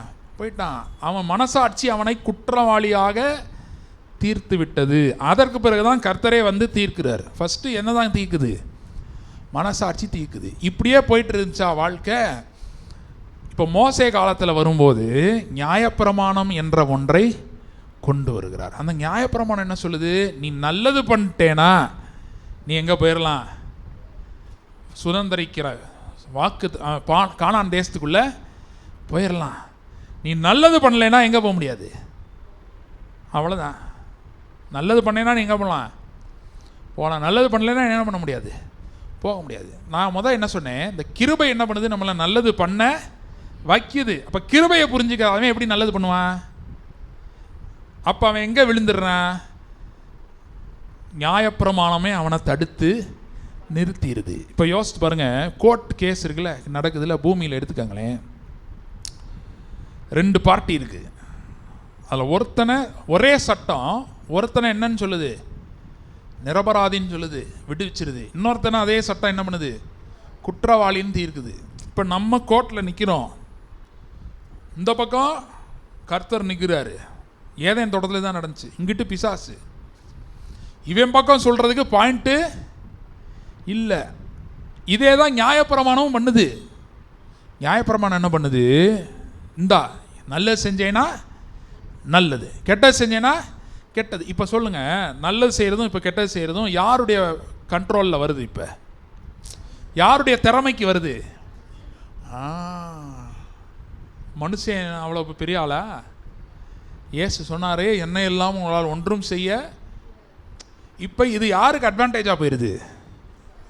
இப்போ உங்களை குற்றவாளின்னு உங்கள் மனசாட்சி தீர்க்குதுல்ல, தீர்க்கும்போது உங்களுக்குள்ளே விசுவாசம் வராது. ஏன்னா ஆண்டவர்கிட்ட க்ளோஸ்னஸ்ஸே நீங்கள் போகவே மாட்டீங்க. அப்போ விசுவாசம் வராது. அப்போ என்ன பண்ணுவோம்? இன்றைக்கும் பாருங்கள், இப்படி லால ஆப்ரேட் பண்ணிக்கிட்டு இருக்கோம். கிருபைகிட்ட வரலைன்னா என்ன தான் வரும்? லா. அப்போ என்ன பண்ணுது? உனக்கெல்லாம் எப்படி நடக்கும்? நீலாம் கர்த்தர்கிட்ட போகாத, உனக்கெல்லாம் அதுக்கு தகுதி இல்லை, உனக்கெல்லாம் செய்ய மாட்டார். நீ இப்படி பிசாசு என்ன சொல்லுவான்னு சொல்கிறேன், இன்னும் நல்லா ஜோம் பண்ணிட்டு வா, இன்னும் நல்லா ஜோம் பண்ணி பரிசுத்தமாக வா, அப்போ தான் உனக்கு அற்புதம் நடக்கும். நான் பரிசுத்தமாக இருக்க வேணான்னு சொல்லலை, பரிசுத்தமாக இருக்க வேணான்னு சொல்லலை. பரிசுத்தம் உள்ளவன் இன்னும் பரிசுத்தமாகட்டும்னு வேதம் சொல்லுது, இருக்க வேணான்னு சொல்லலை. ஆனால் கிருபை கீழே வந்தால் தான் நமக்கு என்ன வருது? அதுவே வருது. கிருபை என்ற கான்செப்டை தாவீது புரிஞ்சுக்கிட்டான். அல்லேலூயா. தாவீது புரிஞ்சுக்கிட்டான், சவுல் புரிஞ்சுக்கல. தாவீது சவுல் இருக்காங்கல்ல, 2 பேரில் யார் பண்ணது பெரிய தப்புன்னு நினைக்கிறீங்க? சவுல் என்ன பண்ணா, 2 ஆடை எக்ஸ்ட்ராவாக எடுத்து வச்சுட்டான். எல்லாத்தையும் வெட்டுனாரு, 2 ஆடை மட்டும் வச்சுட்டு கடவுளுக்கு பலி செலுத்திக்கலான்னு வச்சுட்டான். ஒரு சிலர் கூட அதில் என்ன தப்பு இருக்குன்னு கூட கேட்கலாம் ஒரு சில நேரம். நம்ம தாவீது பண்ணது, தீர்க்கதரிசி வந்துட்டான், வந்து நீயே அந்த மனுஷன்ட்டான். இப்போ இருக்கிற தீர்க்கதரிசிலாம் என்ன சொல்லுவாங்க, மாண்புமிகு மரியாதைக்குரிய என்னவோ சொல்கிறாங்கல்ல, அசம்பிளிலாம் அப்படி தானே பேசுகிறாங்க, மாண்புமிகு மதிப்பிற்குரிய. மனசை திட்டிக்குவான், வெளியே சொல்லும் போது மாண்புமிகு மதிப்புக்குரியன்னு சொல்லிக்குவான். ஆனால் அந்த தீர்க்கதரிசி மனசில் என்ன நினச்சானா அதுதான் வெளியேவும் நேராக வந்து சொன்னான், நீயே அந்த. ஆனால் தாவீது கிருபையை பெற்றுக்கிட்டான் பாருங்க. கிருபையை புரிஞ்சுக்கிட்டவன் தப்பிச்சிட்டான். அல்லேலூயா. அப்சலோம் வரான், அவனை அடிக்கிறதுக்கு வரான். யார் ஸ்ட்ராங்கா, தாவீதா அப்சலோமா? யார் பக்கம் மக்கள் கூட்டம்லாம் இருக்குது? இல்லையே, அப்சலோம் தான். அப்சலோம் என்ன பண்ணிட்டான், இதை சொல்கிறாங்களே மயக்கிட்டாரு, மயக்கி இவர் தலைவராக வந்துட்டாருன்னு சொல்கிறாங்கல்ல சில பேரெல்லாம். அந்த மாதிரி அப்சலோம் என்ன பண்ணிட்டான், மக்களை பூரா மயக்கிட்டான். எல்லா டைமே சொல்கிறது, எங்கள் அப்பா சரியில்லைங்க, ஏன்ட்ட வாங்க, நல்லுங்க, வெயிட் பண்ணுங்க, நான் ராஜா வாரேன் பாருங்க அப்புறம் என்ன நடக்குதுன்னு. எல்லாமே தாவீதுக்கு அகென்ஸ்டாக போகுது. ஆனால் அந்த தாவீதுக்கு கிருபை நான் என்னன்னு போகிற வழியில் ஒருத்தன் சொல்கிறேன், நீ இரத்த பிரியன், ஏன்னா இவன் செஞ்ச செயலை சொல்கிறேன், நீ இப்படி பண்ணியிருக்கிற, ஒருத்தனை கொன்னுட்ட, அதே மாதிரி தான் உனக்கு அழிவு. நம்மளாக இருந்தால் என்ன பண்ணுவோம், ஆமாம் அவன் சொல்கிறது கரெக்ட் தான். ஆனால் அவன் கிருபை இதை விட பெருசு, கிருபை இதை விட பெருசு, செங்கடலை விட கிருபை பெருசு, அரக்கர்களை விட கிருபை பெருசு. அந்த கிருபையை பற்றிய அறிவு அவனுக்கு இருந்தது, வெளிப்பாடு அவர்களுக்கு இருந்தது. யாருக்கு? யோசுவாவுக்கும் காலேபுக்கும். அப்போ பாருங்க பிசாசு எப்படி யூஸ் பண்ணிக்கிறான். ஏதேன் தோட்டத்தில் எப்படி தான் நியாயப்பிரமாணம் வந்த பிறகும் அப்படி தான். அந்த நியாயப்பிரமாணத்தின் கீழே எல்லாம் அடிபட்டு போயிட்டான். இவன் அவுட்டு, அவன் அவுட்டு, மோசேயும் அவுட்டு. நியாயப்பிரமாணத்தை கொடுத்த மோசே அவுட்டு. இப்போ வராரு இயேசு, நியாயப்பிரமாணத்தின் முடிவாக வருகிறார். வேதம் சொல்லுது இயேசுவை பாவமானார், சாபமானார். அப்படின்னா என்ன அர்த்தம்? பாவம் ஃபஸ்ட்டு வந்துச்சா சாபம் ஃபஸ்ட்டு வந்துச்சா? பாவம் தான் ஃபஸ்ட்டு வந்துச்சு. பாவம் வந்து அடுத்து என்ன வந்துருச்சு? பாவம் செஞ்சதுனால இது பாருங்க, பரிசுத்தமாக ஆயிட்டா என்னது? ஆசீர்வாதம். நியாயப்பிரமாணம் அதை சொல்லுது, பரிசுத்தமாயிட்டேன்னா உனக்கு ஆசீர்வாதம். அப்போ பாவம் வந்து அடுத்து என்ன ஆயிடுச்சு? சாபம் ஆயிடுச்சு. இயேசு வந்து பாவம் ஆகிறார். பாவம் ஆயிட்டதுனால பாவத்தின் சம்பளம் ஆகிய மரணத்தை அவர் எடுக்கிறார், சாபத்தை தன்மேலே எடுக்கிறார். இப்போ நீங்கள் என்ன நினைக்கணும், அதை பார்க்கும்போது அந்த வசனம் என்ன சொல்லுது, நம்ம படிப்போம், அந்த வசனம் படித்து முடிச்சுருவோம். 2 கொரிந்தியர் 5:21 பாருங்கள். 2 கொரிந்தியர் 5:21, நாம் அவருக்குள் தேவனுடைய நீதி ஆகும்படிக்கு பாவமறியாத அவரை நமக்காக பாவமாக்கினார். ஹல்லேலூயா. பாவமே ஆக்கிட்டார். பாவத்தை சுமக்கலை மட்டும் இயேசு, பாவத்தை சுமந்து தீர்த்தவர் மட்டுமல்ல இயேசு, பாவமாகி விட்டார். இப்போ சொல்லுங்கள், உங்கள் பாவம்லாம் எங்கே இருக்கு? எங்கே இருக்கு? சாபம்லாம் எங்கே இருக்கு? இப்போ சொல்கிறோம்ல, இது சத்தியம்.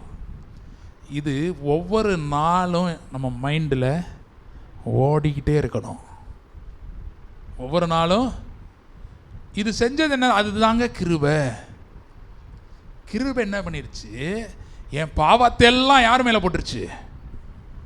அவர் மேலே போட்டுருச்சு. அப்புறம் என் சாபத்தெல்லாம் யார் மேலே போட்டுருச்சு? அவர் மேலே போட்டுருச்சு. இப்போ நியாயப்பிரமாணத்தின் சாபமாக இயேசு மாறிட்டார்.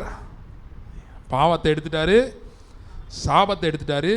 அப்போ பாக்கி இருக்கிறது என்னது? நியாயப்பிரமாணத்தில் நல்லது செஞ்சால் என்னது? நன்மை. கெட்டது செஞ்சால் சாபம். நன்மை செஞ்சால் ஆசீர்வாதம், கெட்டது செஞ்சால் சாபம். இதுதான், இவ்வளோதான் நியாயப்பிரமாணம். அந்த சாபத்தை இயேசு என்ன பண்ணிட்டாரு?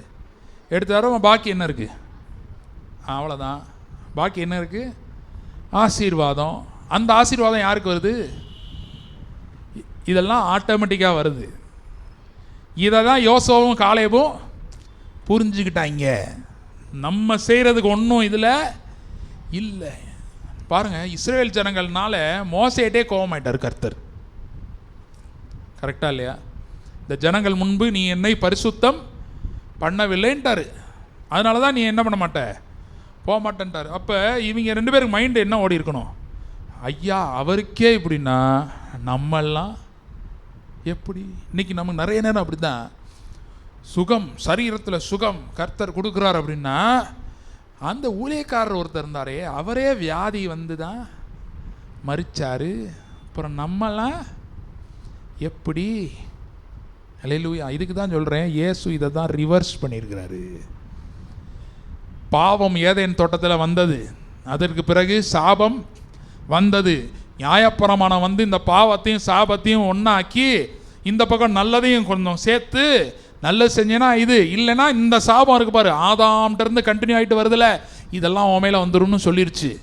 அதுதான் இயேசு வர வரைக்கும் இஸ்ரேல் ஜனங்கள் மேலே வந்துருச்சு. அல்லேலூயா. இயேசு வந்து கிருபையை கொண்டு வருது. என்ன சொல்கிறாரு? இங்கே பாரு, பாவம் ஏதேன் தோட்டத்தில் வந்துச்சா, இப்போ அது என் மேலே வந்துருச்சு. நான் பாவமே ஆயிட்டேன். பாவத்தை மட்டும் சுமக்கலை, என்ன ஆயிட்டேன்?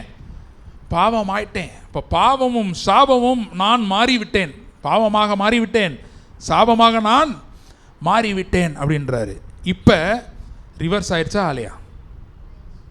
ஏதேன் தோட்டத்தில் பாவம் வர வரைக்கும் எல்லாம் நல்லா இருந்துச்சுல, இப்போ அந்த ஸ்டேட்டுக்கு திருப்பி போயிடுச்சுல.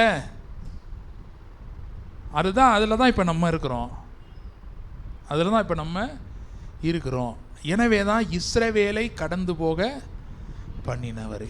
அல்லேலூயா. யாக்கோபின் சந்ததியார்னு போடல, இஸ்ரவேலர்னு போடல. அதில் என்ன போட்டிருக்கு? இஸ்ரவேல். ஏன்னா அவனுக்கு தான் கிருபையை என்ன பண்ணார்? வெளிப்படுத்தினார். படுத்திருந்த பூமியை உனக்கு தரேன்னாரு. அல்லேலூயா. யாக்கோபு பார்த்தீங்கன்னா, பிரச்சனை வந்தால் தான் பலிபீடத்துமே கட்டுவான். பிரச்சனை வர வரைக்கும் கர்த்தர்கிட்டே அவன் என்ன பண்ண மாட்டான், வரவே மாட்டான். ஆனால் அவன் வாழ்க்கையில் கிருபை என்ன பண்ணார்? காமிச்சார். இப்படி தான் இருக்கும் பாருன்னு.